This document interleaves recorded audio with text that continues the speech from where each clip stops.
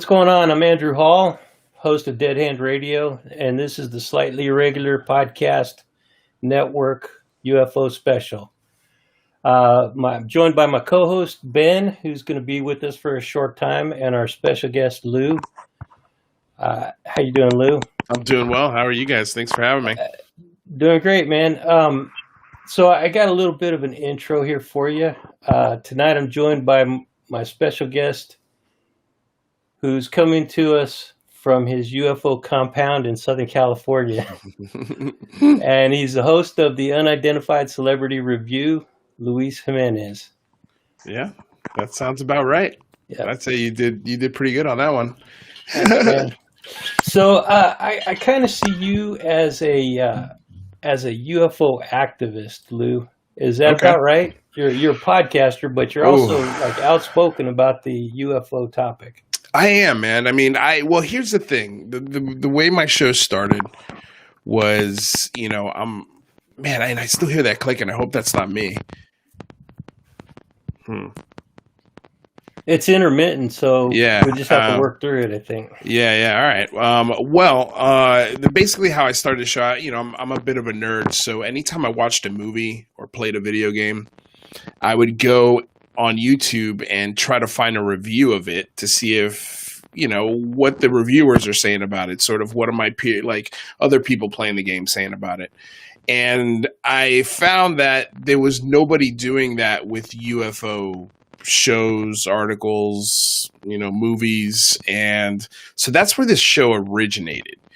And I was doing, for example, reviews. I did both seasons of Unidentified, reviewed every single episode, gave an opinion and a score at the end of each episode, talked about the cinematography, the sound, the score, the production level. And so that's sort of where the show started. And then it quickly evolved into this activism realm that I didn't intend to start. It was just an idea that popped in my head, and I ran the idea by one person, and that one person was like, sounds like a good idea.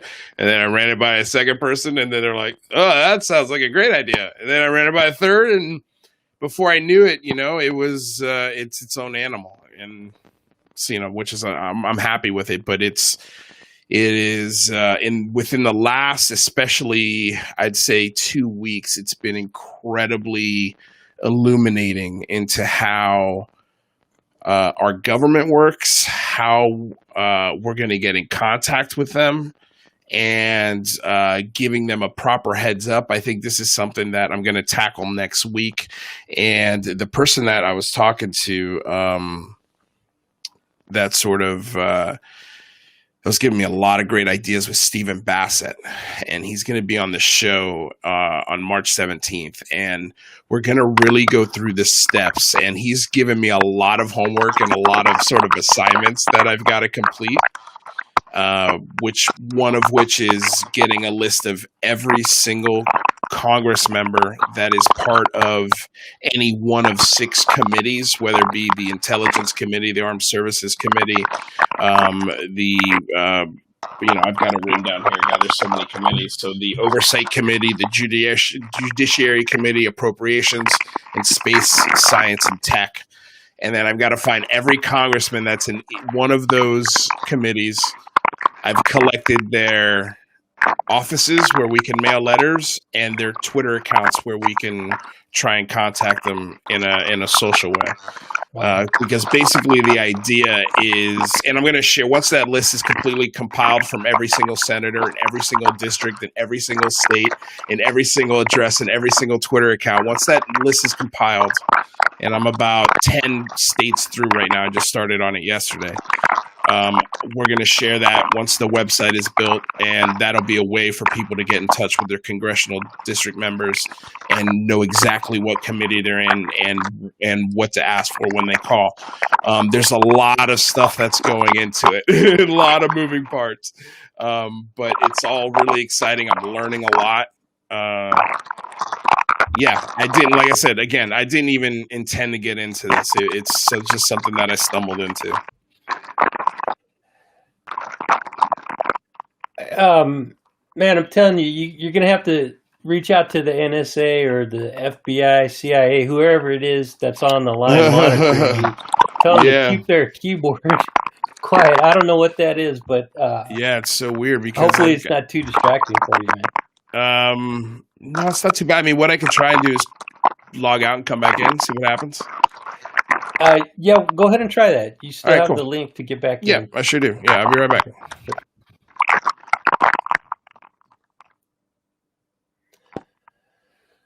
All right, Ben. Well, you still there, man? Doing it now.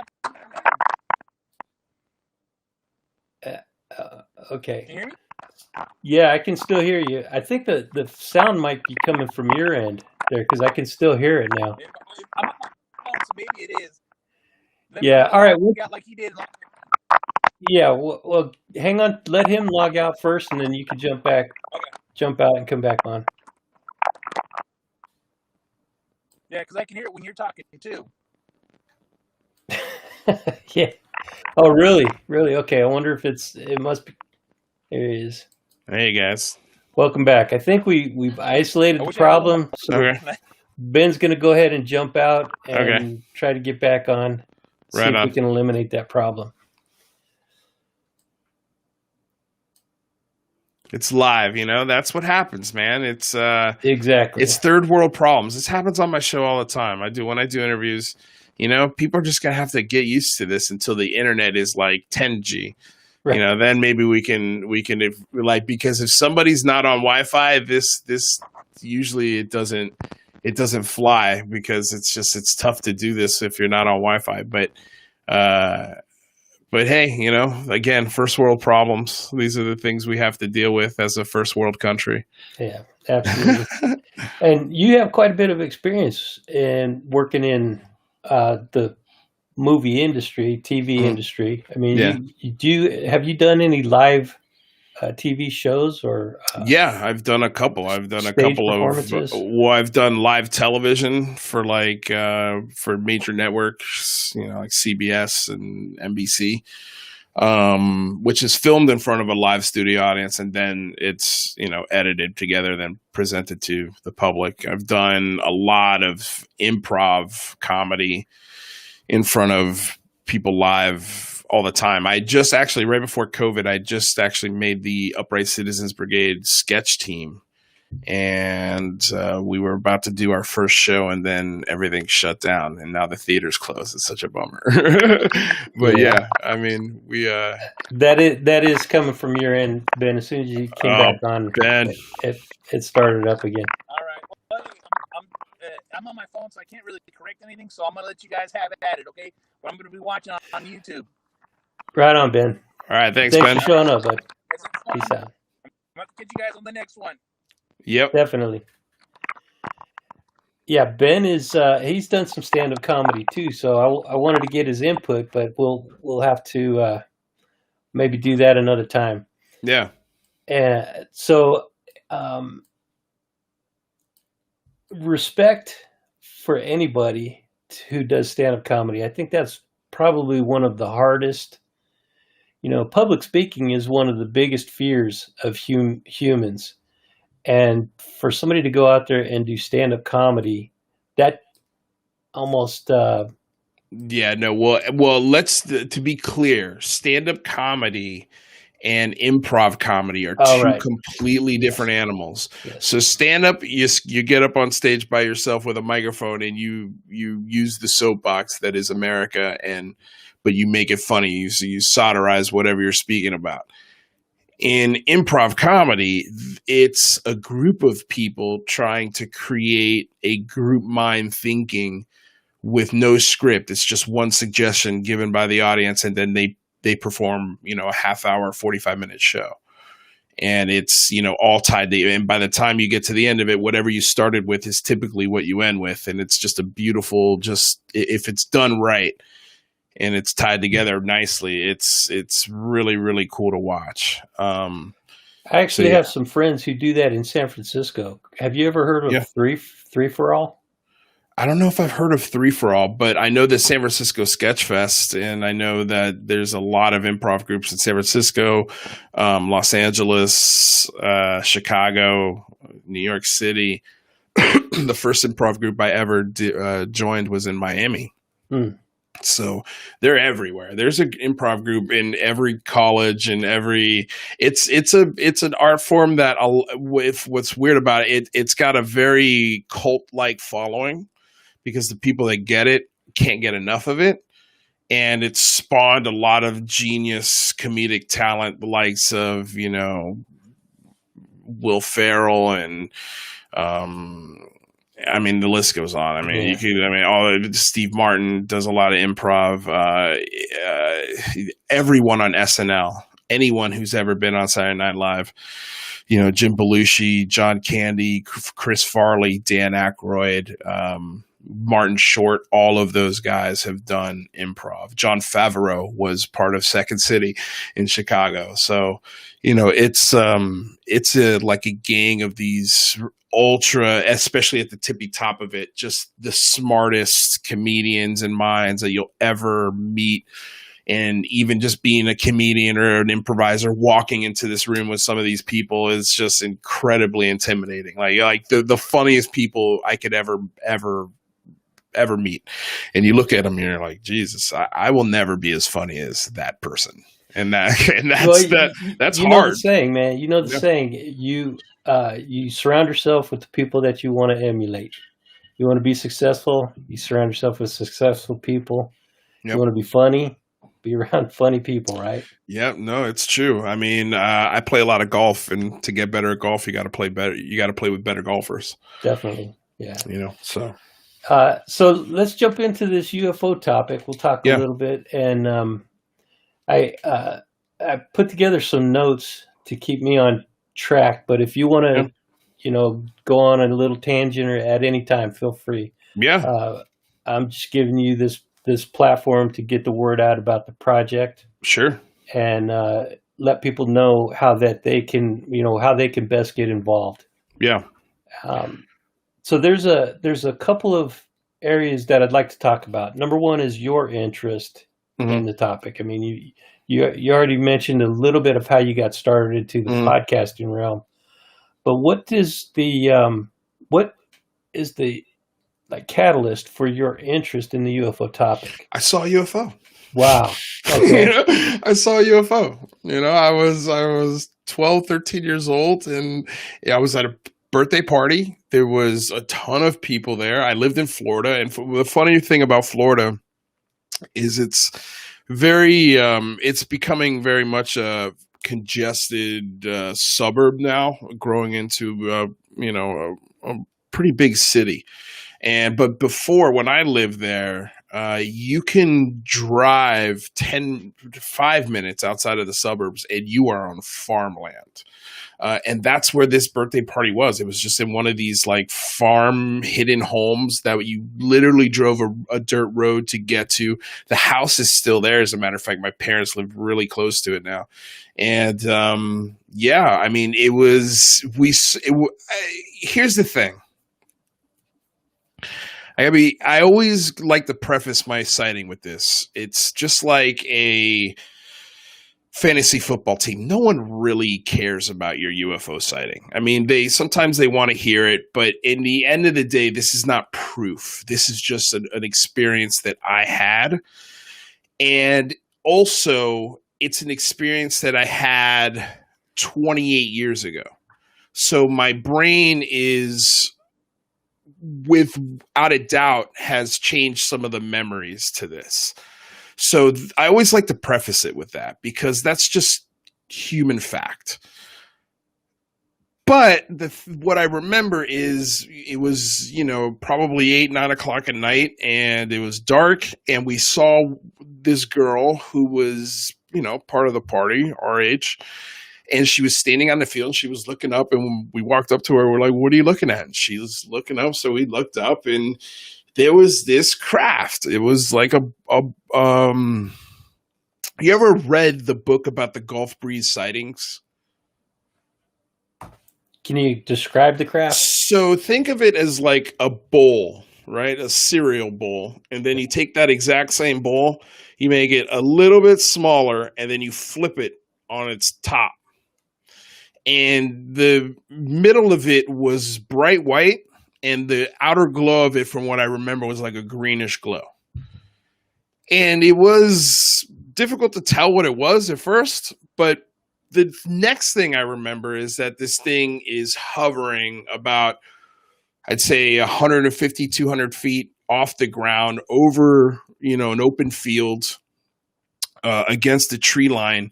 And I could see the details of the craft. It was crazy, and even as a 12-year-old, I could look at it and I vividly remember going through the Rolodex of what it's not. It's not a helicopter. It's not a blimp. It's not an airplane. It's not, and I have been very familiar because I used to go to the air show every year as a kid and watch the Blue Angels fly.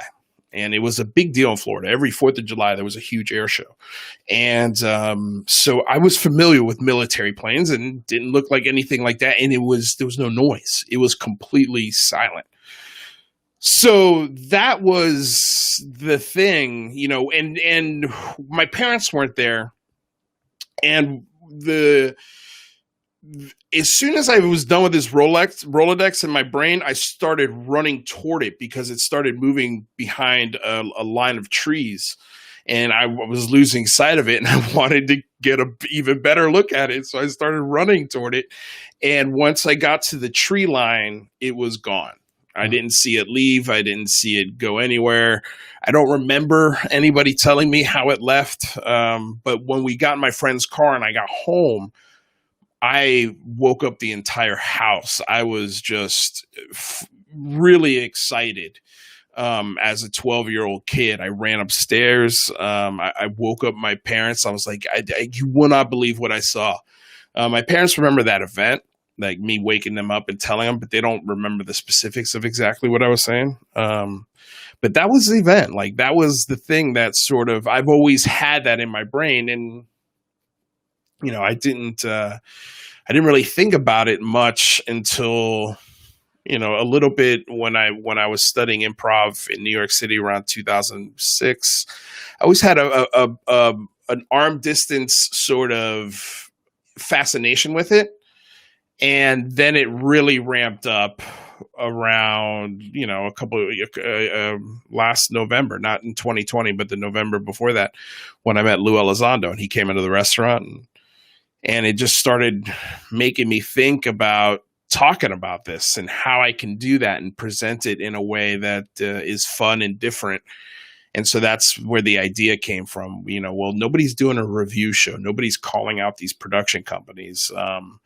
And when they're terrible, or when the information is just very vague, or the production is like, I don't like reality TV, but reality TV, unfortunately, is the medium that we kind of have to use to tell this. But there are really, I think, great ways to do that. And a couple examples are like Unidentified Season 1.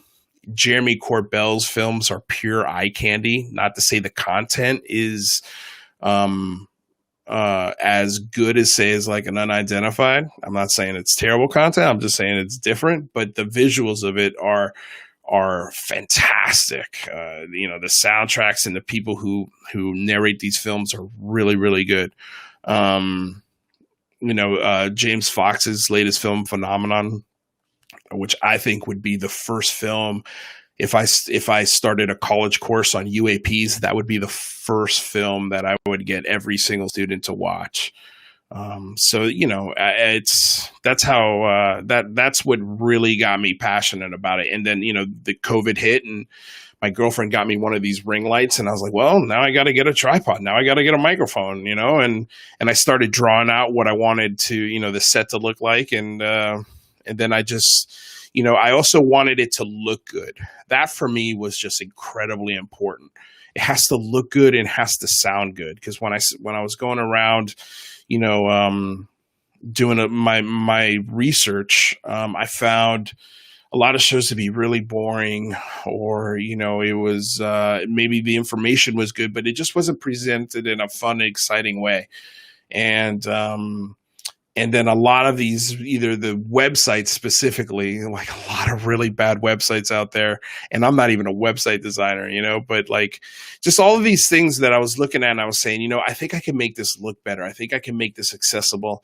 And I think I can make this something that people go to when either news breaks or a new movie comes out or whatever happens in the zeitgeist of UFOs and UAPs. So I hope that answers your question. And by the way, Definitely. dude, I'm very long-winded. So if you ever need me to shut up, just tell me to. No, man, we're here to hear your experiences and get your insight on the topic. So, you know, no restrictions on how long you talk. Right on. We'll stay on until maybe 8:30. Yeah, sounds good. Okay, and we'll see how it goes. If we need to go longer, then Great. you know, maybe we can. Yeah, I mean, you're West Coast too, right? Yeah, I'm West Coast too, man. I could talk to about basically 9 o'clock because I got a poker game. Which, by the way, if you want to play, if you play poker, you're more than welcome to join us. It's a fun little friendly game. I appreciate the invite. Yeah. So if you want to get on that, it's a fun. I am not a poker player. All right, fair enough. I was just hoping you wouldn't say.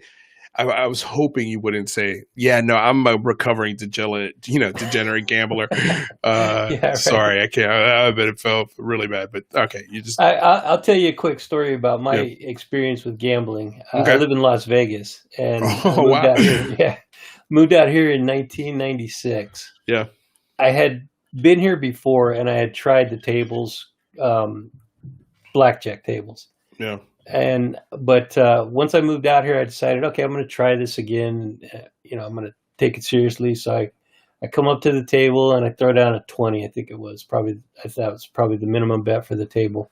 Mm-hmm. My adrenaline spiked, man, to a level that if I was an adrenaline junkie, I could see easily where that would be an instant addiction. Yeah. After a couple of hands on that table and that level of adrenaline, I decided right then and there that I could never go back to the tables because I would get addicted to it. So I walked away from it, never went back to it. Man, you're a pretty disciplined dude. Well, pretty disciplined dude or at least self-aware for you enough to be like, yeah, this isn't for me. I like this feeling, but I don't want to. I know this feeling can get me into a lot of trouble, so I'm going to back away. Hey, a lot of people don't have that self-awareness, you know. So, well, my grandfather had. He loved to go to the tracks. The horse tracks or the dog tracks? Horse tracks. And my stepdad's a big time horse track junkie. I grew up at the tracks. And So I saw a little bit of how debilitating it could be. Yeah. You know, if somebody has a problem with it. So yeah, that and some other things, and I just decided, you know, it's time to walk away. Yeah. No, it makes sense. Thankfully, my stepdad hasn't gotten to that level. But I mean, yeah, him and my mom have had some pretty big arguments about it. Just 'cause, and like sometimes our summer vacations were planned around going to the horse track, you know, kind of things where it's just like, oh, we're going to New York. Yeah, we're gonna go to New York City. We're gonna check out the, you know, Niagara Falls. We're gonna spend 3 days in Saratoga. Whoa! You know, wait a second. We were in New York City for 15 minutes. Like, I want to see the sights, man. You know, but anyway. Well, are you good at it? Are you good at poker? I'm decent. You know, I'm not in the hole. I'm not in the black. I'm more, I'd say, or is it black is positive? Yeah. Red's negative. I'd say I'm probably just above even. Oh, you know, and we've been playing for a year. That's probably better than average. So yeah, I'd say so. Lose. I mean, it's, you know, I don't like the computer algorithm of how it draws cards. I think sometimes it gets a little silly. I think if it's real people with real cards, for whatever reason, the cards I think would be, just more realistic. I just don't think the algorithm is right yet. But with that said, I just like it. You know, it's a big Zoom call essentially with a bunch of friends, and we just, you know, talk crap. That's cool. Yeah. It sounds like it could be fun, but I'd have to. Yeah, no. decline. Yeah, that's fine. It's fine. I do appreciate the invite, though. Yeah. So no problem. next bullet point on my list here is knowledge level. I've made up this little fake chart of my own, and I'll go through it real quick. I've got beginner, and I consider that somebody who's watched a few documentaries, read some books, talks with friends, may or may not have had a sighting at some point. I consider that a beginner, just somebody who's just, dipped their toe in it. Yeah. An observer is the second level, and this is somebody who has either had an experience, talked with experiencers at great length, is maybe an apprentice investigator, somebody who's actually going into the field and doing field investigations with the stuff, and has taken photos, more than just a blurry photo, somebody who's actually gone out to the field and tried to get some quality footage of these craft or whatever. Okay. Experienced, I would consider that to be somebody who is your typical, what you would consider UFO quote unquote expert. And I know that there's nobody that is an expert in this field, but that term gets thrown around so loosely. You could easily point to a couple of people and say that those people could be considered at the top of the field. Right. Those are people who've had years of intensive study and investigative inquiry into the topic, either a lifelong contactee or multiple abductee, or a government insider. And there may be a few people within that group that I left out, but I consider those people to be the experienced level knowledge of UFOs. And then to lighten it up a little bit, I included alien as an experience level, because if you are an alien, then we need to talk, come on the show. Yeah. Let's pick your brains. Yeah, when you're done with Deadhead Radio, please come on my show. For sure. So with that, I mean, how accurate do you think my scale is, and where do you think you would fall in that? Ooh, man, it's a good scale, and if I'm being honest, I've read my fair share of books, especially growing up, and after having my sighting, I've seen a lot of media, movies, television. But I'm not an investigator. I'm not trying to hook up a Skyhub to my house or a vehicle and going out in the desert and looking for these things. I'm an actor. That's what I am. That's first and foremost. I'm an actor. That's how I try and pay my bills, and very, very close, if not more so. I'm a servant to the system. I work in a restaurant most days. I would say I'm probably beginner going on. What was the second level? Intermediate? Observer. Yeah. I would say, just because of this activism and sort of all of this legwork that I've begun to do, and it's not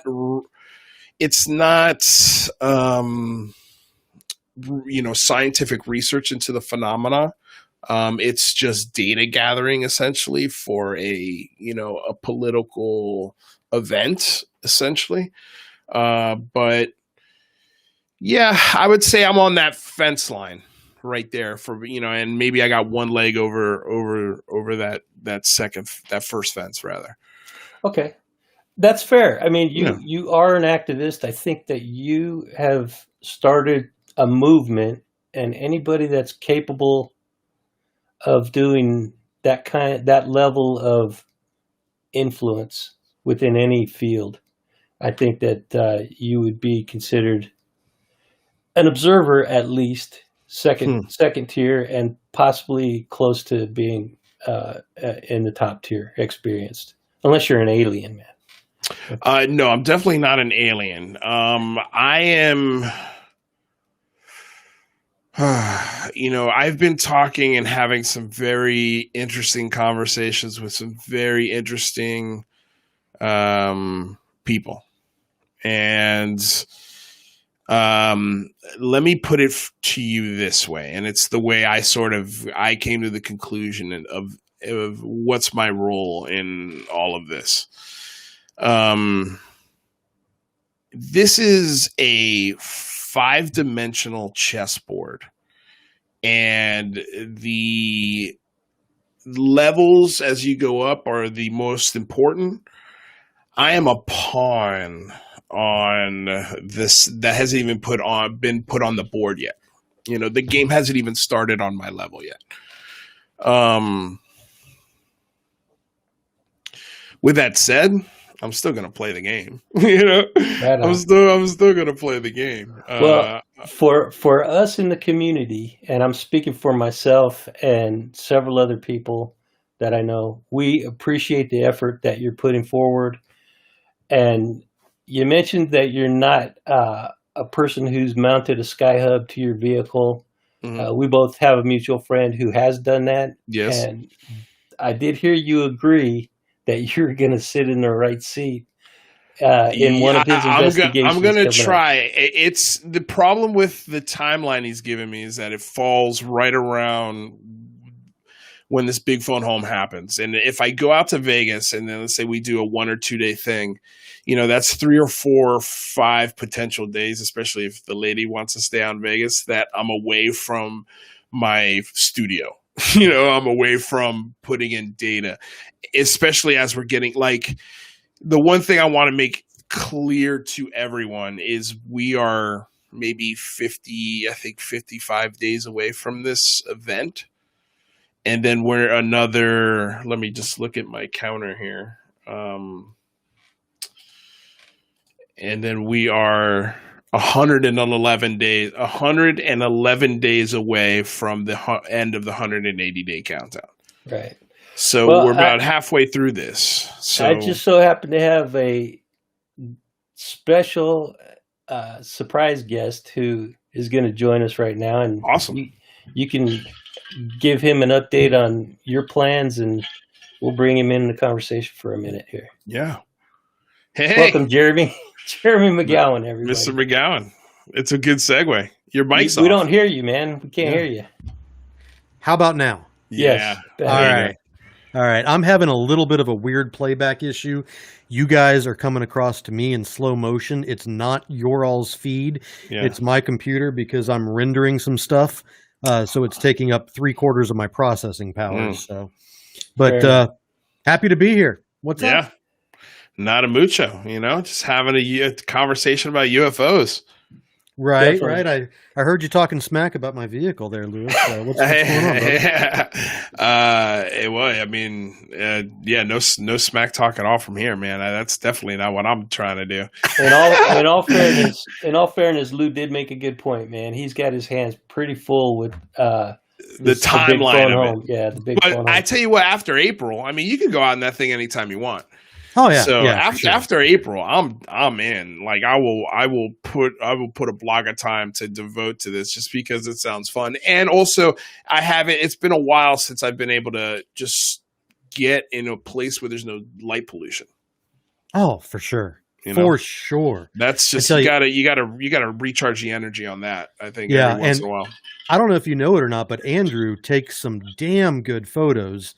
And he and I have been planning on doing like an astrophotography outing, not necessarily a UAP or UFO investigation, but just literally go out and set our gear up and do some filming of the Milky Way and some static shots and things like that. But you know, you're right. Coordination on time is, man, it takes some advanced planning. Oh boy, I tell you, I feel like I've bitten off way more than I can chew on this. That's what it takes, man. Yeah, no, for sure. You can't dip your toe into something like this. Jeremy, what is your thoughts on what Lou is doing and his experience level as far as or knowledge level that we were just talking about? You think he's bitten off more than he can chew, or do you think he's capable and well equipped for taking on this task? Well, I tell you what, I think he himself is capable and well equipped for taking on this task. But I will give him a word of caution, knowing that his girlfriend is Filipina and my wife is Filipina. I understand what he's going through on the back end. So the moment that the better half in the relationship tells you to knock it off, man, it's time to pull the ripcord and jettison out the back door. Yeah. Yeah, well, I think just as long as I just start bringing some makeup, she'll be fine. She don't care. She don't care. She's actually incredibly supportive of it. So more than I think most would be. I mean, the design of all of this was all her. All of this was all her. So I mean, my show would look like garbage. Or like the problem with my show before is I had to keep setting up the studio back and forth if I wanted it to look good. Yeah. But now it looks good, and I don't have to set it up anymore. That was all her. I'm gonna put you on solo for a second here, and so we can get a little better detail of what that looks like. Yeah, well, let me. Nice. Very cool. I mean, I don't know if I behind you there. Hold on, I can't tell if there's. I don't want to screw with the camera, but yeah, I mean, there's. Hold on a second. Here, let's do this. I can move the desk up. There we go. Is that an actual copy of Project Blue Book behind you there?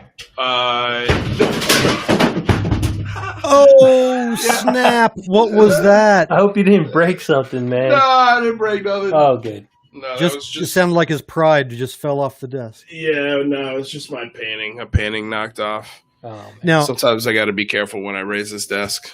Is that an actual boombox from the 1980s that was back up there on that shelf? It looks like that, but it's a modern one. It's got like a USB port in it, and you can.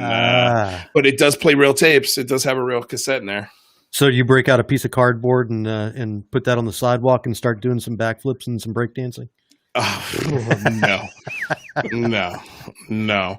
I mean, dude, when I redesigned this with my girlfriend, I tried to play golf the week after, and I could not play. Like, I wasn't a competent player until today. And it was because my body was just so tight and I need to stretch way more. Like, let's just be honest. I'm a full disclosure. I need to start stretching a lot more. But dude, my body was just so tight and so just tired, just so exhausted. Yeah. That I couldn't play right until today. I was like, oh, okay, I wasn't crappy. I was just tired, or I just didn't stretch or whatever. But yeah, it's just, dude, 40 hurts. It hurts so bad. Well, I tell you, Andrew, going back to your actual question before I was starting to bust him up a little bit there, I think Luis probably has, in all honesty, a better command of the history of this rabbit hole than even I do. Simply because he's put a lot of time and effort into researching it, and it comes across, you can tell in his questions, and probably better equipped than I am in this, because I've tried to avoid knowing the players and the game and everything involved in it, because I didn't want to come in with any assumptions or presupposed ideas. But his command of the history of this and the knowledge behind it, it suits him well. Well, I appreciate it. I mean, personally, I think there are a lot of other people that know infinitely more than I do about this topic. But the bottom line, and you sort of touched on it earlier, is that nobody knows. Nobody knows. Nobody knows. Nobody's 100% on this topic. Nobody is sure. And if they're telling you they are sure, if they're telling you they know, they're not being honest. Correct. More than likely. Or worse. Yeah. Being honest is the least of your concern when somebody starts telling you they know the answers. Yeah. At that point you start thinking about cult leaders, con artists, scammers. You got to really be disinformation agents. Exactly. Yeah. No, that's the one that how do you tell?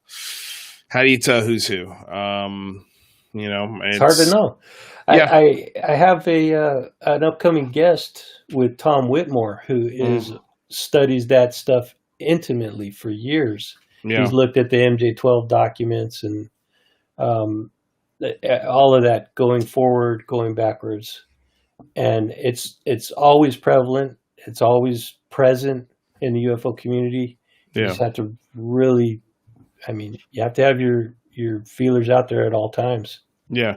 Well, I mean, I think the one thing, and this is what I kind of told myself when I started this show, I'm like, you know, the one thing about comedians and people when you're hanging around people that are, you know, like you said, in that upper echelon, just the funniest people in the room, or maybe on the planet, is they have a really good nose for bullshit, you know? And I was like, try to use that. That's not the end all be all, you know, gavel on the whatever it would be, the desk, gavel on the desk. Bench. But I think it's a bench. Bench. There you go. Gavel on the bench. You know, it's just a bullshit meter. It's just how I feel when I look at something. And I always try to tell people it's okay to be wrong on this topic. It's okay to have said something and be presented with new information and change your mind. That's okay. And I wish more people, especially folks who are selling us a narrative or I don't even, you know, a story. It's just, to me, it's important that if you can find information that conflicts what you believe, you should try and consume it. And if consuming it changes your mind, awesome. You know, like, I think that's a good thing because that means you can open your brain to thinking in new ways. But you also got to be careful with that, because the thing that you could be falling into could be terrible.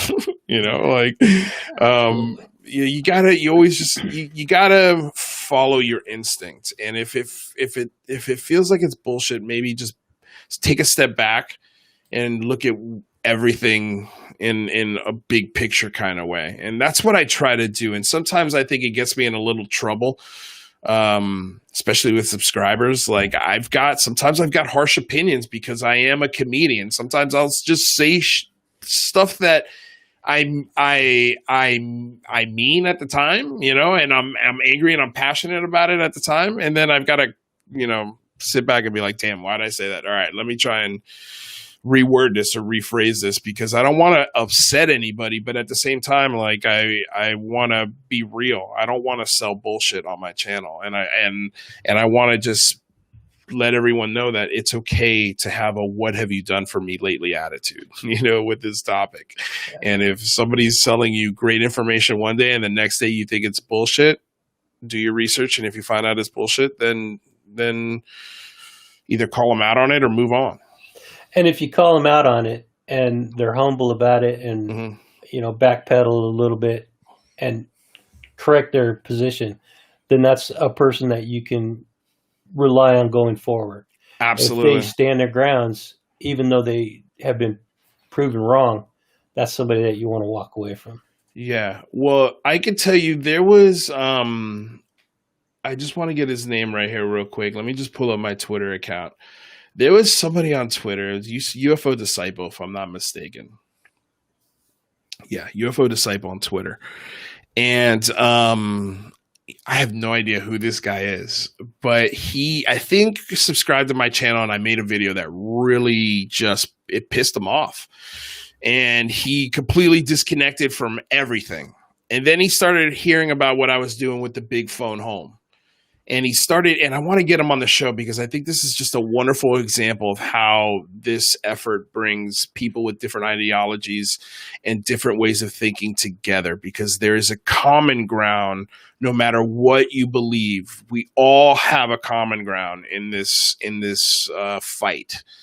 You know, I like to think of this UFO Twitterverse or community as brothers and sisters that can punch each other and pull each other's hair, but the second anybody outside that family tries to do that, we all join up and mobilize and destroy that bully or that person. And it's sort of the same thing with this movement. Is we all need to stop fighting about these stories or these legends or these things that are completely unprovable, and come together on the common ground that, hey, you know what?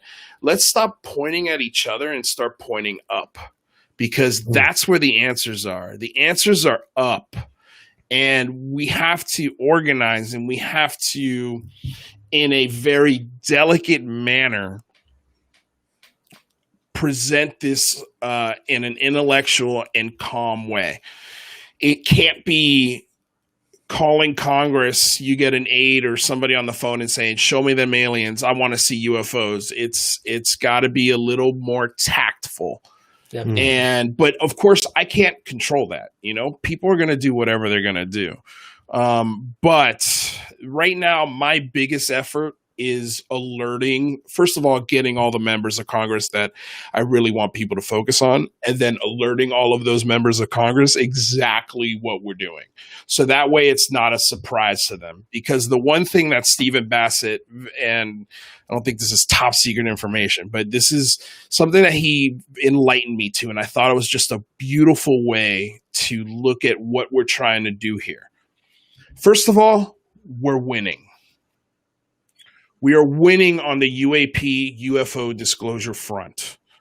I know it doesn't feel that way sometimes, but we are winning on this front. More congressmen, more senators, more public exposure, more evidence, more videos, more highly, highly credible testimony from highly credible people, one of which is right below me.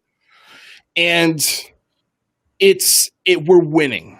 So for us to call Congress on a Monday, and by the way, this is news here, you're going to learn this now, the date of this might be changed to a Saturday. And the reason is why is because we don't want to jam up phone lines on a weekday to Congress with an issue that doesn't demand anger. We shouldn't be angry about this. We're coming to the government. We're saying, hey, can we please get this unclassified information? That'd be great. But shouldn't we be angry? Shouldn't we be angry for 70 years? It depends on what information comes out of that data that we receive. If the information shows that they have been nefarious in how they've handled this and just completely inept, then yes, maybe you can be angry. But as of right this second, there's no it's not, because here's let's say this happens. And I'm just using this as an example. Let's say a Black Lives Matter protest happens on April 26th, on Monday, and you have people calling Congress with legitimate anger. And then you get a phone call from a guy going, hey, I'd like to talk about UAP transparency. Which phone call do you think they're going to prioritize and take more seriously? So that's why we have to sort of, especially me, from a public standpoint, because I'm starting to understand the gravity of this. We have to pump the brakes a little bit and say, okay, how do we do this tactfully? First, we should probably call them on the weekend, when there's nothing usually happening on this kind of level. And then, well, that's not first, that's second. First is we need to alert them from a social media standpoint, from a mailing standpoint. You can't, from what I'm seeing, at least on their websites, when I look up these congressmen, you can email them, but it asks what zip code you are emailing them from. Yeah. So if you give them a wrong zip code, it's probably not going to get through. And if you give them the right zip code, it's surely not going to be prioritized. So we have to mail them letters. And we're talking about 80 something congressmen on all of these committees, and the committees that have to do specifically with UAP transparency. We have to reach out by letter, and some of them have 6 or 7 offices, depending on what district they're in and what state they're in. We have to notify them by social media. Twitter is primarily the way I am providing that people do it. Because most senators are on Twitter. There have been, I think, in the 10 states that I've done, there have been only 2 congressmen that don't have Twitter or Facebook accounts. They only have Instagram. So those I've included the Instagram, so you can reach out on that level. So right now I'm compiling that list. And once I'm done with that list, then I have to mail all of these letters, and then I have to reach out to all of these congressmen on Twitter and Facebook, and then I have to share that list with all of the people that are interested in this big phone home effort, and whoever is available and willing to do a little bit of legwork, some stamp licking, letter folding, and sending. We can get a lot of these. We could possibly get some of these congressmen to talk to us on April 26th or whatever date we decide. It's a very low risk, high reward maneuver. And I think it's a great way to approach this, as opposed to getting a lot of people to call on the same day, jamming up lines and annoying Congress. We don't want to annoy them. We want to make them aware that we are serious about this issue. It's on our radar, and that and it's also backed up by your Navy and your Department of Defense and your Pentagon. So let's get the ball rolling on this. Let's start having a conversation. That's what this effort's about. So those are sort of the newest developments on the big phone home. So it's really sort of, I've had to put back the website and a couple of other social things and really focus on getting this list together. That is my biggest focus right now, is getting a list together and mailing all of these people and contacting all of these people and making Congress 100% aware and clear of what we're doing, and even inviting them to come on the show. Have you reached out to like Marco Rubio to Not see yet. if he would actually participate directly? Because that's the plan. He may have a suggestion for the best approach to be able to talk to the widest congressional audience. Well, I'm going to be sending these letters. I'm hoping I'll have this list done, letters sent, and Twitter's activated all by the end of this month. I mean, that's a lot of work. So that's kind of I've shifted everything I'm doing from what I was doing to that. Just based off of one conversation with Stephen Bassett. He's been incredibly helpful, and I'm going to have him on the show again September 17th to go through this process step by step, and his expertise and wisdom into this. He's a lobbyist. Yeah. He's already made the list. He's done a Twitter storm. He's been fighting this fight for a really long time. But I think he sees that there's a fresh face in town. There's a fresh movement. There are some fresh legs, and people are ready for this. And, it's, who knows, maybe this would have happened earlier, if politically things were different, but we will never know. Right now we got to deal with what we got. And I could tell you that, this administration is very close to the Clintons, and the Clintons were incredibly interested in this conversation. That's a good thing. And sorry to cut you off, Andrew. I saw your mouth open up. I've heard that our vice president, Kamala Harris, she has obviously family in India, and I've heard that her family is extremely interested in this topic, and the country of India has a very long and deep history with the phenomena. Going back into their biblical texts, or their religious texts. So now that we have Kamala Harris as a vice president, with her family being directly interested or potentially involved in this, we may have a champion in the executive office. Yeah. We can hope.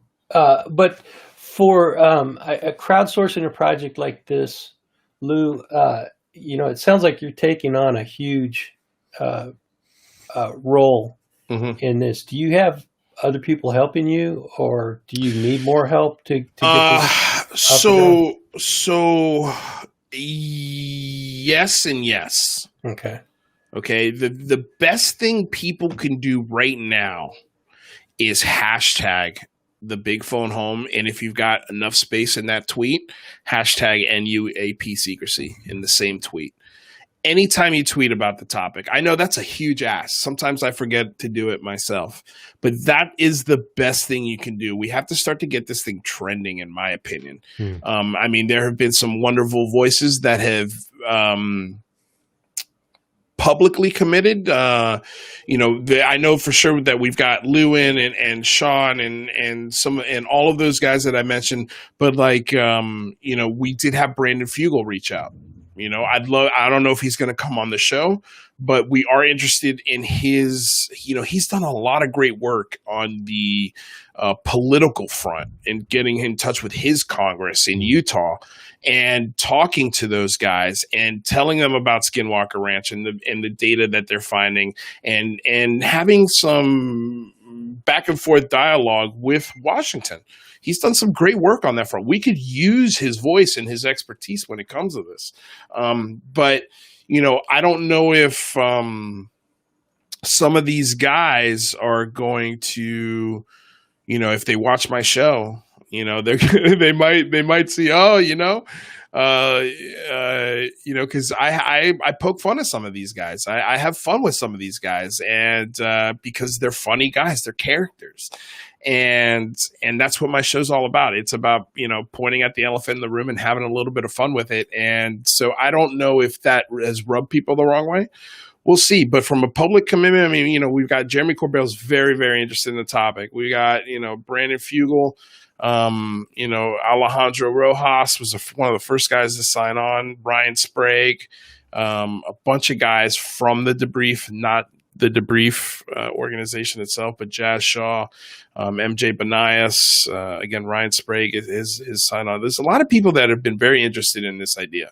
So that's the good thing about it. Now, if you want to help me, use the hashtag. That's the best thing you do. But eventually, probably,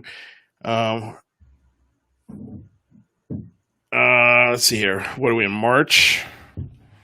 Holy cow! Hold on. Yeah, probably by the end of March, we're gonna be asking for people to help build the website. There's so much stuff to do. We need a website. Somebody's already made a Facebook page, which is great. I've got a graphic designer who's designing the poster and putting all the names of the people involved. It looks so good. I cannot wait to share the final copy of that. We're just waiting for the proper verbiage and a final list of names to finalize that poster, and then that poster will influence a lot of how the website looks. That's the website, I think, is the most important thing. And, and informing people how to go about this and picking the perfect date.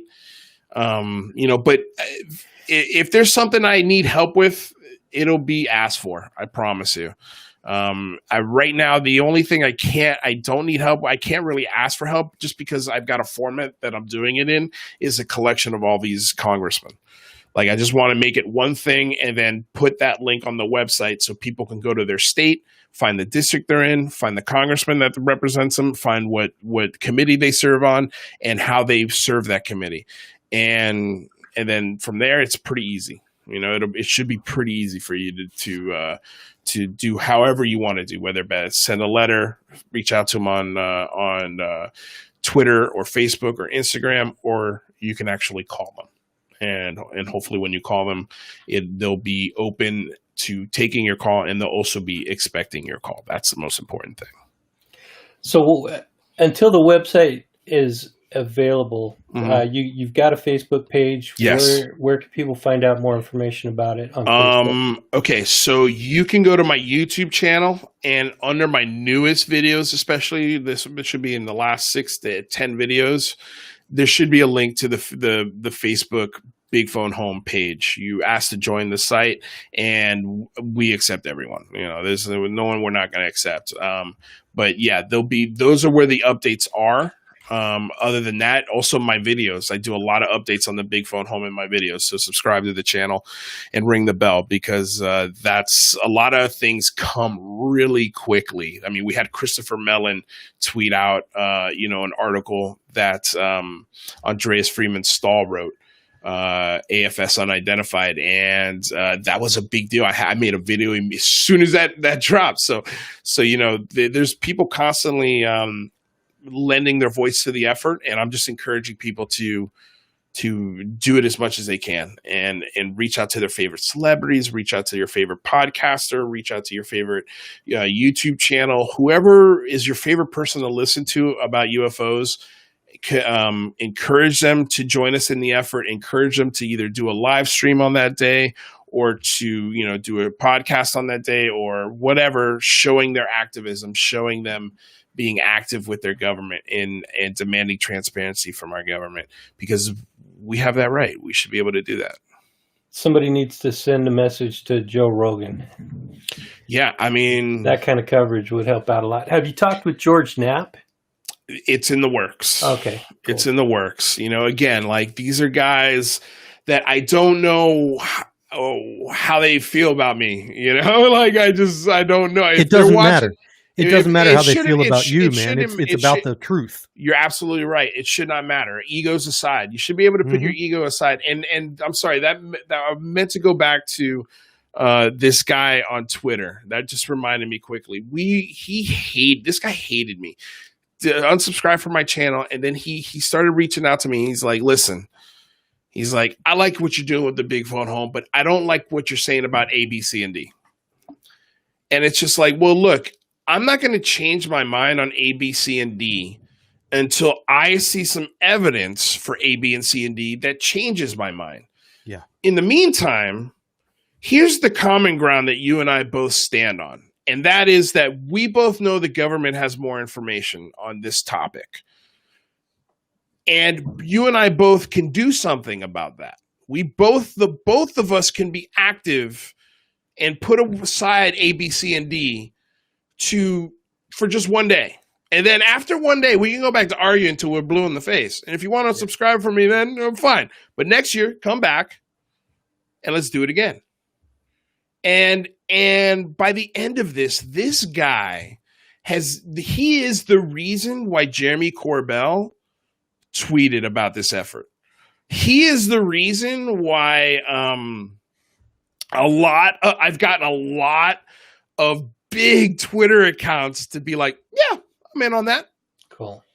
We vehemently disagree on I think it's really just one thing. But we've come together on this. And he's like, look, man, I respect you. And I was like, look, I respect your opinion too. Like, I respect that you're very blunt with me. I respect that you're telling me your truth. And maybe one day we'll come to an agreement on this. But it doesn't matter. Like, do you mind if I ask what the primary point of contention is? It's Bob Lazar. Okay. It's a story that nobody can prove. Nobody can prove it. Right. And that's, but beyond that. So you're just asking for empirical evidence of proof. Yes. But even beyond that, it has nothing to do with what's happening today. Right. Nothing. It's a story that happened in 1989. It's almost, 35 years old. I graduated high school in 89. It's had its time, and it's time for us to, like, hey, it's a fun story. I love diving into it, man. I really, really do. And it's something I told him in a private message we had. I was like, listen, this guy, whether I like to admit it or not, on some level, weaponized my curiosity. It's that famous saying that Jeremy has. And I didn't realize that until Jeremy put that phrase to that feeling. And that's what I love about Jeremy Corbell. He's a beautiful filmmaker. Because of Jeremy Corbell, the phenomenon is as good as it is, because instantaneously, with one or two films, he has forced every single production company in television, film, podcasts, YouTube. He has forced everybody to elevate their game from a cinematic standpoint and from a visual standpoint. And that's a good thing, man. like if you've seen that Berkshire's UFO on the Unsolved Mysteries, the revamp of Unsolved Mysteries on Netflix, it is one of the best shot mini documentaries about this phenomena that I've ever seen. I think it's so damn good. It's so compelling, and it just shows that you can tell these stories that are crazy the right way.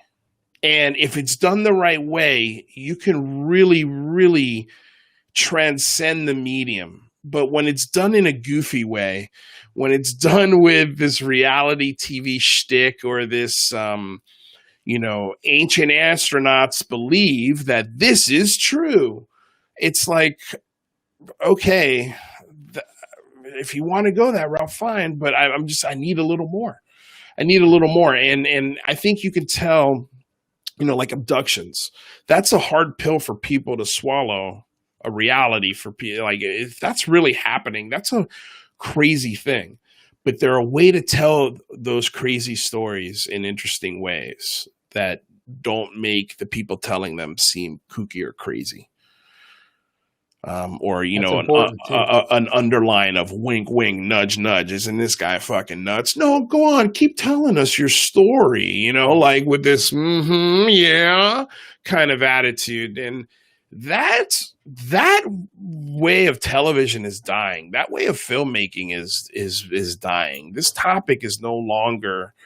I like saying it's no longer a tinfoil hat discussion. I don't know who came up with that phrase. Definitely wasn't me, but I like saying it because it's true. Well, it might be a redundant question because you've been talking about it this whole time, but I want to dial down to what is your hope for this movement that you started? My expectations are very low. Let's just start there. I have to set my I think life is all about managing expectations. So I'm trying to set the lowest expectations I can. Ideally, yeah, I'd love 1,000, 2,000 people to call Congress or mail letters or whatever. I just want them to. I would hate, the problem with things like this. It's kind of like inviting people to a party. If you invite 20 people. If you're lucky, 7 or 8 people show up. It's the same thing with a show when you're promoting a show. You promote the shit out of your own improv show or comedy show. You invite 1,000 people to fill a room of 30, and you'll be lucky if you get 15 in there. But then you got to worry about getting Lisa and Brody off the coffee tables and tell them to get their shirt back on. So out of those 7 people, 2 of them are going to be too wild for the party. Oh, well, without a doubt. My point is just like I think if we got this out on, say, a platform like Joe Rogan or Lex Fridman or, someone on that level to talk about this, Charlemagne the God, there are actors that really big famous actors that can mention the big phone or hashtag it. And if you get 100,000 people interested and out of those 100,000 people, 2,000 call, that's a huge win. Get on TikTok. Huge win. Push this out huge on TikTok. Win. I mean, dude, I've already got enough things to track and follow people on. My brain is scrambled eggs with following people on Twitter and YouTube and Facebook and email. Those social mediums enough. I'm good, dude. I don't need TikTok. I don't need any other damn app. I mean, I got enough, man. I just can't. I don't know how some of these celebrities do it. I guess I do, when you have to really have a management team. Yeah, but yeah. So that's good that you get you've tempered your expectations. Mm-hmm. What's beyond this? The big phone home, man. That seems like it kind of started out of just an idea. Yeah. It escalated into something pretty quick, and now you're in the middle of it. Yeah. What are your plans, April 26th or whatever the date is, Yeah. and then it's over with. How are you going to decompress from that? Ooh, I haven't thought that far. It's a great question. Disneyland, baby. Yeah, I mean, honestly, I think my mind will probably just immediately start going to, well, what worked, what didn't work, what could we do next time that'll be better. That's probably going to be the first place my brain goes, because I'm still logistically figuring out how this is going to work. I mean, it could be terrible. It's probably going to be terrible. This is going to be the first time we've ever done anything like this. And we had just about 60 days to plan it, so I'm going to do my best, but it's good chance there could be really awkward shit happen in this show. So stay tuned for the awkwardness, that's what I would invite you for. But look, man, I think I've got Michael Mataluni from the debrief.org podcast. He's got the Calamity and Cocktails and Calamity podcast. He's going to help me produce this show. So that I'm that boosted my confidence as far as, looking good and feeling good and making sure there's a nice rotation of guests coming on, which, by the way, Andrew, I 100% invite you. Jeremy, obviously you're in, and I'm going to have people, just rotating through the chat and talking UFOs and asking them what they did, on for the big phone home. What was their activism for that day? If they got a video to share or a link to share to show us your activism. And when you do your activism, hashtag us so we can share it and we can talk about it and just motivate people. We're trying to motivate. Ideally, I would love to reach that soccer mom, that really doesn't care about anything about other than what's in her sphere, in her world. It'd be cool if she saw us, even if she didn't call or whatever, but just paid attention and go, oh, wow. A bunch of people called Congress today. If you get like the polar opposite demographic, like Marie Kondo with her organizing podcasts and videos, that's a win. It's a huge win. It's a huge one. I mean, people are talking about this at the dinner table. Hey, did you hear? I would love the buzz of Storm Area 51. Just none of the kookiness. That was huge. It was a huge internet push. But again, just going to what I said, how many people talked about Storm Area 51 and how they were going to go, and then how many people showed up? I think there were in the neighborhood of millions who signed up for it. Yeah, I might be mistaken, but my recollection seems to say it was millions. And I think a 1,000, maybe not even 1,000, a few hundred showed up. That's what I'm saying, man. Yeah. But if this is digital, man, you don't have to leave your house. Exactly.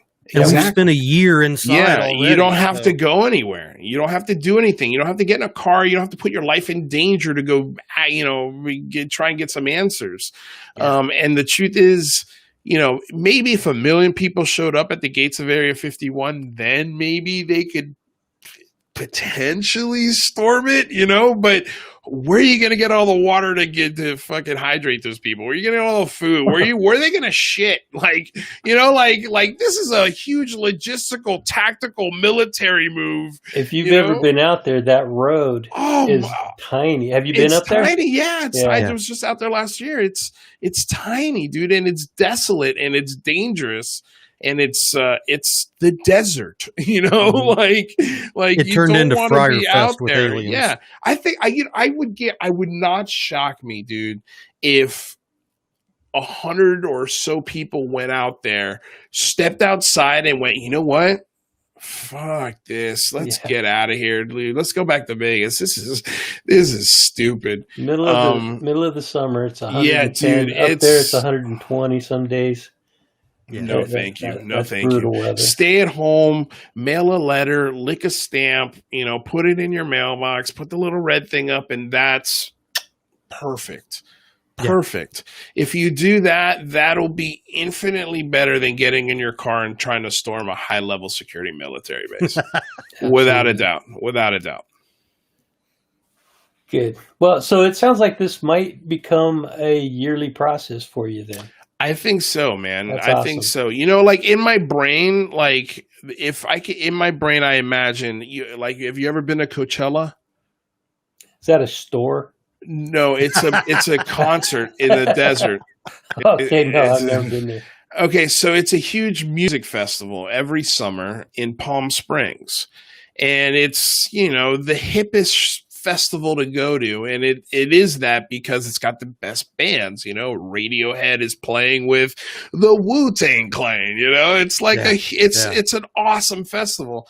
I would love to get a festival like that where you got some legitimate musicians, and instead of tents with interactive art exhibits, maybe get some tents with some telephone booths and some assistants with a computer right there, and you can just walk into the tent and call your congressman right from there. Man, get a booth set up at Burning Man and do that. Oh my God, yeah! Like it would be great if there were mobile booths where you could set up at events like that. Maybe just kill the now that I'm thinking about it, maybe that's actually a great idea. Just creating mobile booths that are mobile, political command centers for whatever political movement you're trying to create a photo filter for Facebook profile images and all of that. Yeah. Oh yeah, that's something that the UFO Twitter has with the little circle with the X through it. Yeah. For end UAP secrecy. Mm-hmm. Something like that. Yeah. So besides people calling their Congress, their representatives on April 26th or whatever the date is, man, you gotta lock that date in. Yeah. Because I've already been telling people April 26th. You've been saying it. So have I. But I mean, the thing is that these things are subject to change. It's like kind of like a sporting event or something like that. Yeah. And the more information I get, the more sort of fluid this has to become. But it's also, like you said, it's got to be locked down at some point. And, it's all like dude, it's just going to be all about, we need to have a second meeting of the minds and come down with some deadline dates on things that need to be up and running and or done by certain dates. But again, it's a lot of moving parts in a very, very short time to organize it. So that's why I'm setting the expectations very low on this event. But I think if we have a full year, I think next year's going to be killer. This year's going to be, this year's event is going to be making Congress aware of who we are and what we're doing. And if we're lucky, we'll get a couple of 100 phone calls through, and we'll get, some sign-offs and endorsements of bullet points or whatever. And it's an event that brings some media attention and some eyeballs and a real discussion.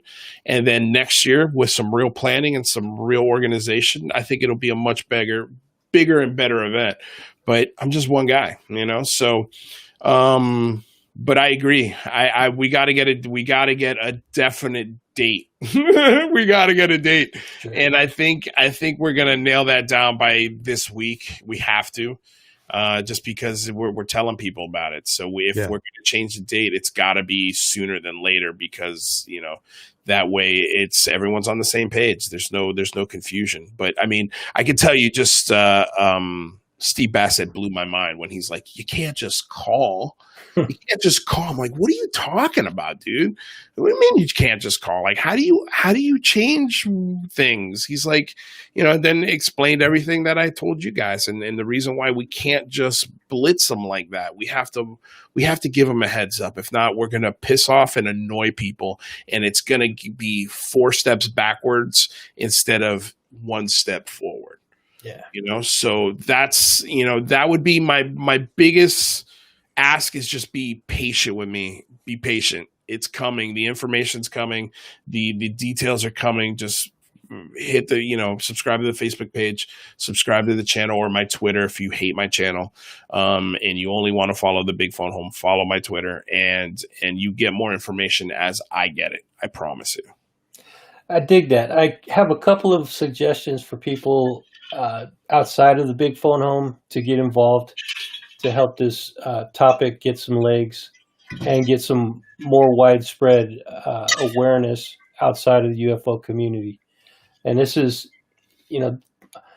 one of my biggest mistakes when I first started talking about UFOs was just going out and blabbing about it to people Right. out of the blue, you know. Right. Find a way to do that with tact, but Mhm. start talking to people outside the UFO community and know your facts, but also don't be afraid to go out there and talk to people about it. Right. People that are having sightings, make sure that those sightings get reported to the correct channels. They need to be investigated.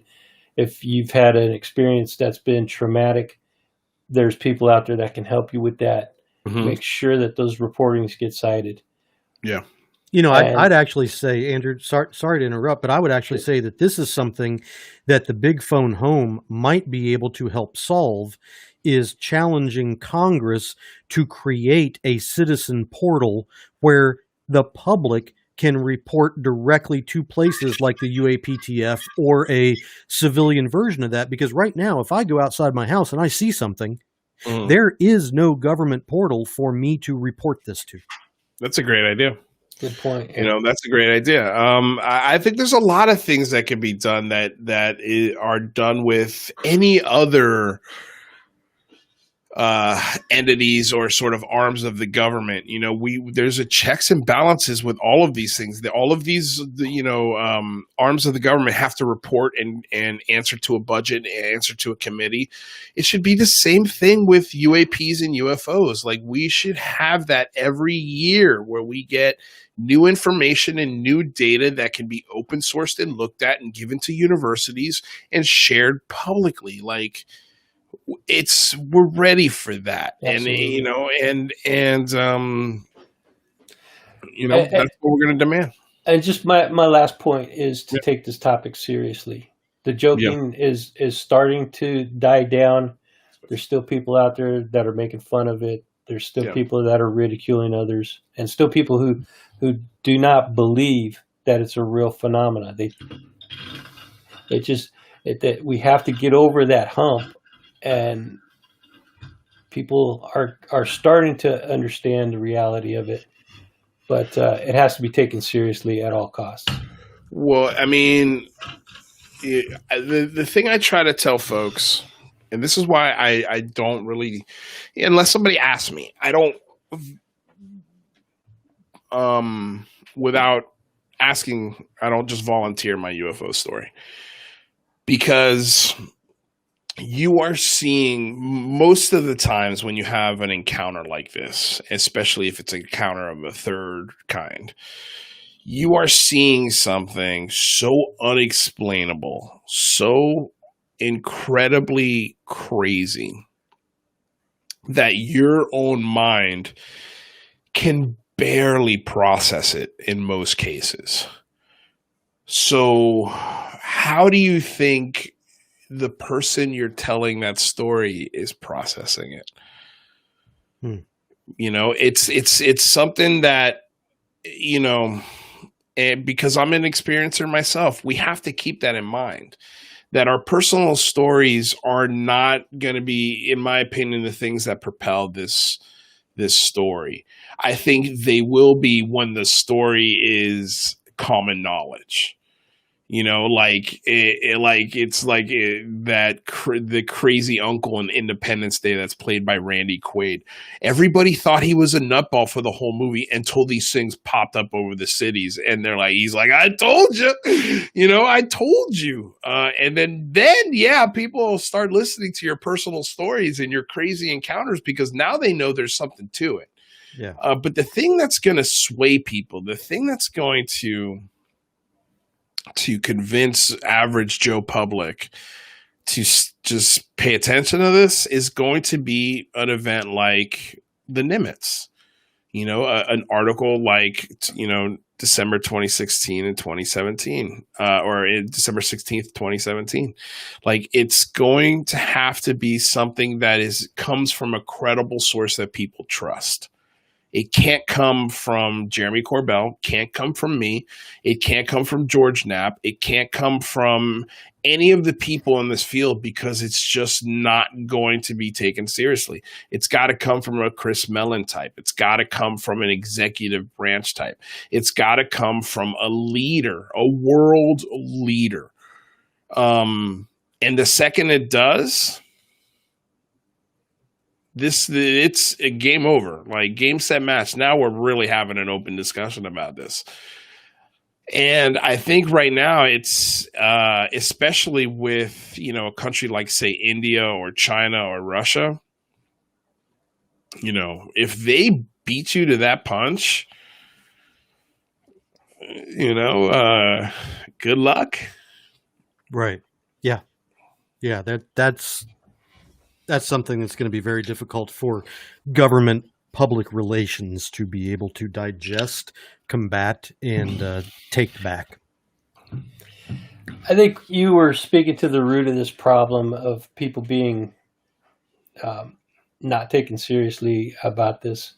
And that is, if you look at other cultures from ancient past, okay? Look at the indigenous people of the United States. Mm-hmm. They had no problems believing that UFOs were real. And I don't know every culture that accepted UFOs as reality, but for whatever reason, our culture has seemed to put this stigmatism to it. And it's slowly starting to fall away. I think you nailed it on the head that a world leader and people that are respected and looked up to are coming out and talking about this stuff is going to add credibility to the topic. But I think that the media, the film industry, all of those propaganda machines, I don't use that term in a derogative way, Mm-hmm. but that's what they do push out. They push out propaganda. They mold people's minds. They mold opinions. Mm-hmm. Those are the people that need to make sure that they're on the right side of the discussion, pushing out the information in a proper way. Yeah. Well, I don't think, I think that's an easy part, because the media's already got a very tentative approach to this topic. They're very, I don't want to touch this. And if I do, we're going to add a bunch of graphics that make it look like we're just joking and having a good time. And let's just talk about this because we need to fill 5 minutes. Like, I would love, a Tucker Carlson. I don't like Tucker Carlson, but it'd be cool if Tucker Carlson devoted an entire show to this. Not just a 2-minute hit on his program. And it's coming because I think it's coming. The information is going to demand that type of coverage. So when that information does come, or when some powerful people start talking about it as if it's like, Avi Loeb, if we had 10 or 15 more Avi Loebs,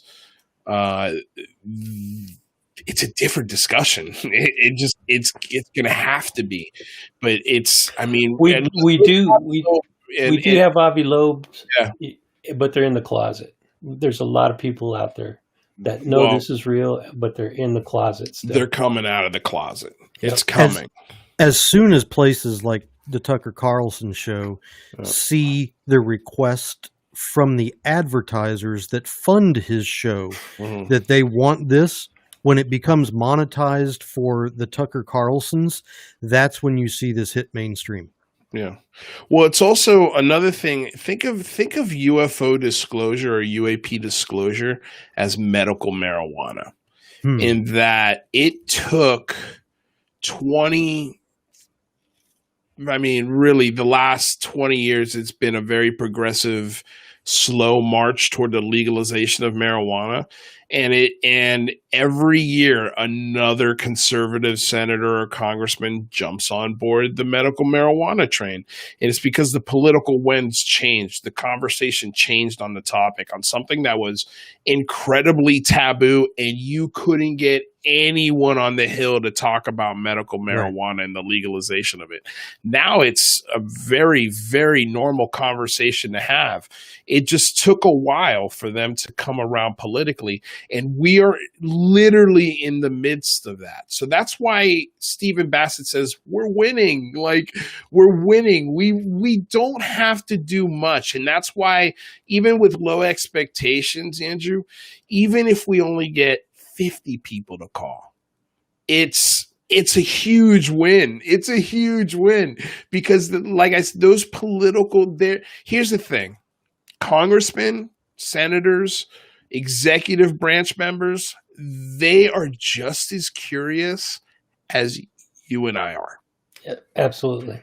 They want to know just as badly. And those aides, those political figures are getting younger, and they have the same mindset that you and I do. This idea is not crazy to them. It's just not. So it's changing. We are literally seeing it. We are living in the middle of it. We just have to be a little bit more patient. And I know that's annoying, and I know people don't want to hear that. But we're going to get to see things, I believe, that Stanton Friedman would have loved to have seen. It's kind of a shame. It's good that you brought up Stanton Friedman, because there was a fellow podcaster who's part of the network, the Slightly Regular Podcast Network, who was going to come on tonight. Mm-hmm. Actually had an interview with Stanton Friedman, and I wanted to get his take on that, but he couldn't make it. Yeah. But with that, we're at 8:30. I'm going to start to wind this down. I'm going to give Jeremy first an opportunity to say some final words, and then I'll let you take us out. Okay, Lou? Yeah, sounds good. Jeremy, any final comments? I was just wondering, knowing the politics of the world and how things have worked, primarily in the United States, with the pendulum of political mentalities swinging from the right to the left and then back to the right, and we're constantly doing an error correction. Do you not see, or do you not foresee, some cataclysmic political event that occurs in the UFO disclosure movement that sets us back 5 or 10 years, but forces us to regroup, and it delays this warm fuzzy, and pushes the idea of disclosure further down the line? Do you not see something coming that's just going to crash everything? I think if, let's say, this administration, just theoretically speaking, somehow achieves a very substantial form of disclosure, not bodies or crafts or anything like that, but a substantial in the form of data, video, photos, radar tracking information that has never been seen, crystal clear kind of stuff. Mm-hmm. If it gets to that point where maybe it gets a little scary, okay, like the black triangle coming out of the ocean, crystal clear. Yeah. Okay. Yeah. If it gets on that kind of level, or maybe even videos of things over nuclear bases, and you get that political swing, let's say, after that's happened, back to a conservative place where you get those ultra conservative,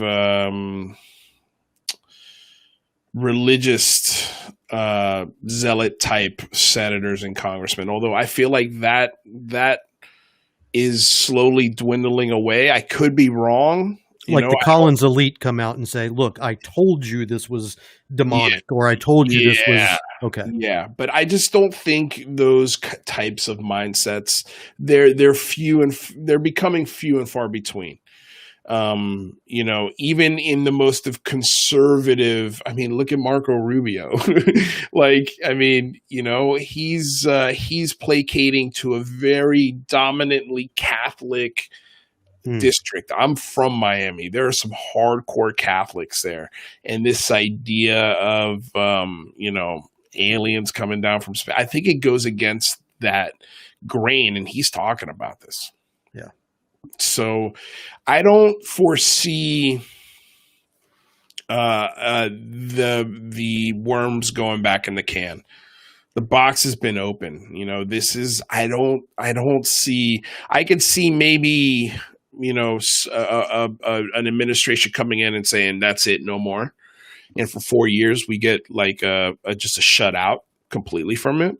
But once that political pendulum swings in the 4 to 8 years, I think it opens back up again. It's almost like Cuba, Right. I'm sure, I have a feeling that the Biden administration is going to open up the dialogue and the trade embargo to Cuba again, and people will be traveling back there. And who knows, if Trump gets reelected, he'll shut it down again. So I think it could be something like that, but we'll see. I know I said I was winding this down, but Jeremy brought up a good point, and I don't know that he specified. I think he was talking more something along the lines of the UAPTF report coming out and being something akin to the Condon report, which basically shut down Project Blue Book and set the entire UFO. Okay, I misunderstood the question. So no, I wasn't very clear. I left it very vague. But okay, okay, I see what you're saying. Well, look, I mean, we've already been we have to manage our expectations. That's the best thing that we can do as a community, is just say to ourselves, there's probably going to be nothing in that report. So that way, when the report comes out and something really good's in there, we can be like, awesome. Yeah. If they come out and they try to, I don't think they're going to try to shut this down. It's like I said, it's too late. Like the Navy and the DOD have already confirmed it. But I think the report, if we put the right kind of pressure from the big phone home, and I think all of the legwork and the work that Lou Elizondo and a Christopher Mellon and Hal Puthoff and all of these guys that have already done and have been doing for decades, I think their work is coming to a head, especially with this newer administration. There's going to be a lot of political connections to the Biden administration from some very powerful people, specifically the Clintons. I mean, if we really think about this, the political push and pressure that Elizondo and Mellon are putting on right now, and I'm hoping to help them with this big phone home effort, will sort of send us over the edge, and that report won't be the end all be all, but it'll be the start to something, to more open dialogue to what we're going to be dealing with. I don't think they're going to shut it down, but I don't think it's going to be crazy substantial unless we organize really, really quickly. I don't think there's going to be anything in it that we, meaning John Q. Public, will be authorized to read. I think it'll be an itemized index of stuff that we have absolutely no ability to access. Yeah, you just recently made a detailed video about that on your YouTube channel, didn't you, Jeremy? I did. I broke down the language of the direct order, or the creation from the Senate Select Committee there that asked them, and broke down the wording and tried to educate people that just because it says that we're collecting, or that the UAPTF is going to release data on geointelligence, it sounds good on the surface until you understand that geointelligence is human activity that affects the Earth. So it doesn't mean what people thinks it means, and it's going to be a giant nothing burger. Right. So people should, if they're interested in hearing more about that, check out Jeremy's channel. Yeah. Lou, final words, anything else you'd like to just bring to people's awareness? Ooh, I mean, take us out on a good note, man. Yeah, on a good note. I mean, well, the good thing is that we're talking, we're having this conversation, right? People are engaging in this more every single day. I know that because my channel's growing. I think channels like this and channels like mine and projects like Jeremy's are in the prime position to really set themselves as cornerstones for people that are going to want information on this topic, because I have a feeling there's going to be a high demand for information on this topic in the next year or two. That's maybe more, maybe 5 years, but in our lifetimes, we're going to get something substantial. I truly believe that. And I also would recommend people go back and watch seasons 1 and 2 of Unidentified and really listen to some of the stories that are being told in there. Because if you don't think that we're in the middle of disclosure right now, I don't know what to tell you. Especially season 2, episode 3. Oh my God. Yeah. Especially season 2, episode 3, especially. But yeah, I mean, man, there's also, I think, a flood of stories being told within the common ranks of the military. I think this is becoming more conversational. When people have experiences, there's now a way to report it, and it's encouraged to report it. And those reports, especially the good ones, are being followed up on. And who knows, maybe some of those reports one day see the light of day. But, the good thing is that a lot of these reports, nobody's coming in a black suit and saying, don't ever talk about this again. Some of these things leak all the time. All the time. That Agua Dia footage, I think, is the best footage we have on the planet. Nobody's really talking about this footage. I think this is the best footage we have because there are so many ways to measure this craft. And I don't know if you guys have seen, but have any of you guys seen Mick West comment on that video yet? No. Mm-hmm. No, I haven't seen it. Okay, I would love to see his take on that video because that thing is flying between posts, light posts in parking lots. It's flying. We can get temperatures because there's cows in the background, and you can compare the temperature of the cows to the craft, and they're about the same. So you've got a craft operating at 100 degrees, and it's flying into the ocean and splitting into two. Like, I mean, it's one of the best cases. It is that I've seen. The best cases as far as evidence. It's so good. Outside of the TikTok. So good. Did you listen to my episode with Robert Powell that I just released? It was audio only. No, I have not. I got to he's check that out.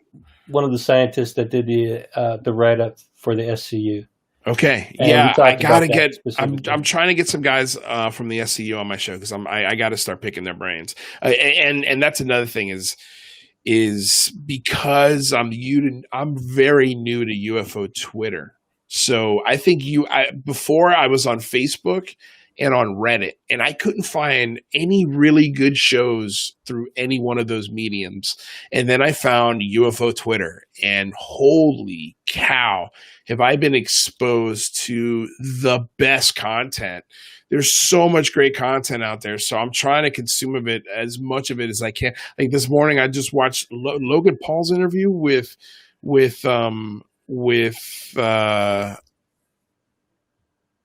God, who did he just interview? Avi Loeb, wasn't it? No, it was the filmmaker, James Fox. Oh, okay. It's a killer interview, man. Killer interview. Such great questions asked of James Fox. I would highly recommend. Really tough questions. And James, I think, did a pretty decent job answering them. And I was shocked by how great that interview is. So those are a couple of things that I could leave you off with that are great. Well, ping me off record, Lewis, because I just joined the SCU, so I can get some folks there over to you. Yeah, man, that would be great. Yeah, there's a bunch of people that have reached out to me, and again, I've just been inundated with stuff, so I'm trying to, I've also got a whole bunch of interviews coming up with some really great people. So yeah, it's busy, and busy's good. But what are the times and days for your live stream?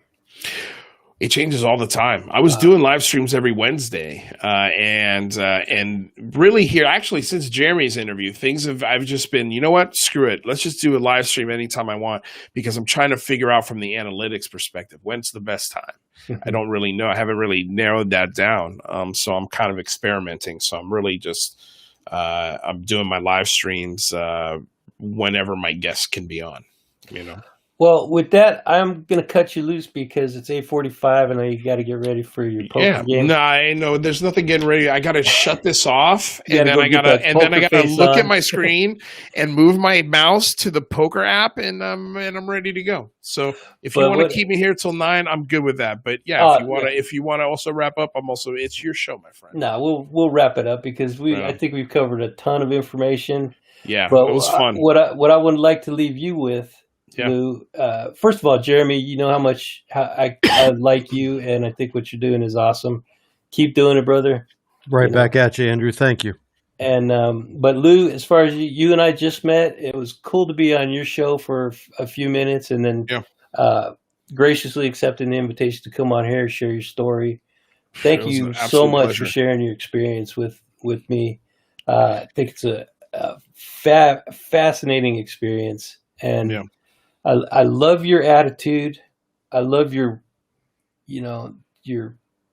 drive, your motivation, and especially your little slogan is temper expectations. I don't know if that's your slogan or not, but that would be my slogan. Yeah. It's a lesson that I learned really late in life, but it's a good lesson that I learned is, and no matter what, to set your expectations low, always. I mean, if you want to save yourself a lot of frustration, and you know what? It was actually a sports show I was listening to about the Miami Dolphins. You want to like the Miami Dolphins, just set your expectations low every year. That way, when they meet those low expectations, it's hilarious. But when they exceed them, it's like awesome. I've been a Redskins fan since I was born, so I know all can't even about say that low word expectations. Anymore, Jeremy. I know you have to edit that. Gonna get me banned off. Probably gonna get a strike now. YouTube's coming after you now, brother. Damn. Well, dude, anytime you want to, actually, we should hook up. Just give me a date you'd like to come on the show, man. I'd love to have you on and tell my fans about your channel and what you guys are doing here, because I think it's great. I think it's always, I love your calmness that you bring to the discussion, because I'm a crazy person. I'm nuts, So, well, you're an entertainer, man. You have to have a little bit of that. Yeah, I guess so. I mean, I didn't really I don't know. I'm nuts. I would love to see some of your improv work. Is any of it available? You know what? Improv's not great on tape or on video unless you're doing it like Whose Line Is It Anyway? Fantastic. where it's filmed in a really good stage with really good lighting and multiple cameras. It just doesn't translate like stand-up comedy does, because stand-up comedy is one person, one mic, or it's different. You ought to get a stand-up shtick about disclosure and aliens and UFOs and combine. Yeah, I tried that at an open mic. It was terrible. It was absolutely terrible. Open mic is brutal, man. I've never done it, but I don't think it is. I've done it 3 times, I think, and each time I've done it, I've wanted to vomit at the end of it. Well, you come out here to Vegas, we'll try to get you on Brad Garrett's comedy club here in Vegas, and then you can come out and hop in the Osiris and cry a little bit. Yeah. Well, that's all right. That feeling is better than the regret of never doing it, right? I think so, yeah. Because look, here's the thing. Here's a beautiful thing about acting, and I think it's a lot of the guys, especially the higher level ups guys in the community, look at me. They're like, you're crazy, dude. Like, I don't like hearing the word no. I'm very used to. Rejection is something that I deal with all the time. So you think I'm crazy? All right, cool. I'll go on to the next person. I don't give a shit. Let's go. So that mentality in some ways, I'm sure, serves me well, but probably hurts me in some cases as well. You got to do you, man. Yeah, exactly. That's all I'm trying to do. At the end of the day, at the end of your life, you're going to look back on your life. Did I do it my way? Did I accomplish what I wanted to do? Mm. And if you can say yes, your life has been a gift. Here's how you fade out with Frank Sinatra right now. That was perfect. Yeah, exactly. Did it my way. Yeah, for sure. Well, hey, man, it's been a pleasure having you guys on. Absolute I appreciate pleasure. you spending so much time sharing your stories, your experiences. Come back on again. Anytime. I'll always have a spot for you guys. Anytime, my friend. You invite me, I'll be here. Awesome. All right, my dudes. I'll see you guys later.